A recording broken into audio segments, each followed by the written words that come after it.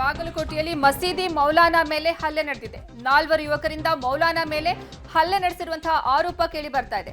ಈ ಹಲ್ಲೆಯನ್ನ ಖಂಡಿಸಿ ಮುಸ್ಲಿಂ ಸಮುದಾಯದಿಂದ ಪ್ರತಿಭಟನೆ ನಡೆಸಲಾಗ್ತಾ ಇದೆ. ಬಾಗಲಕೋಟೆಯ ನವನಗರ ಸೆಕ್ಟರ್ ನಂಬರ್ 4 ನಲ್ಲಿ ಈ ಘಟನೆ ನಡೆದಿರುವಂತದ್ದು.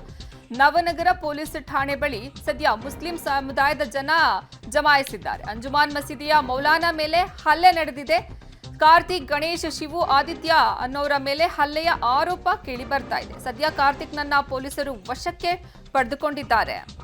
ಠಾಣೆ ಬಳಿ ಉದ್ವಿಗ್ನ ವಾತಾವರಣ ನಿರ್ಮಾಣವಾಗಿದ್ದು ಪ್ರತಿಭಟನಾ ನಿರತರನ್ನ ಪೊಲೀಸರು ಚದುರಿಸುವಂತಹ ಕೆಲಸವನ್ನ ಮಾಡ್ತಾ ಇದ್ದಾರೆ. 4 ಆರೋಪಿಗಳಲ್ಲಿ ಇಬ್ಬರನ್ನ ಸದ್ಯ ಕಾರ್ತಿಕ್ ಅನ್ನೋರನ್ನ ಪೊಲೀಸರು ವಶಕ್ಕೆ ಪಡೆದುಕೊಂಡಿದ್ದಾರೆ.